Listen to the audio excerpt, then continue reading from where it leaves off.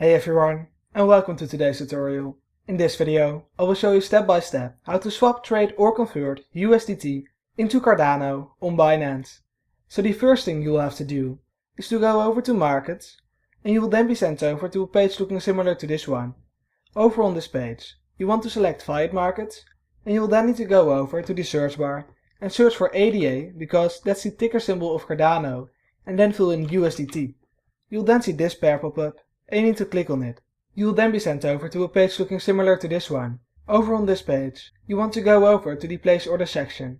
Now, if you're using the Pro layout, this will be on the right side of your screen. And if you're using the default layout, this will be in the middle of your screen, down at the bottom. You will then need to go over to Buy and click on Market. Now, all it's left to do is to fill in the amount of USDT you would like to swap, trade or convert into Cardano, also known as ADA. And once you've filled in the right amount of USDT, the last and final thing you need to do is to click on Buy ADA.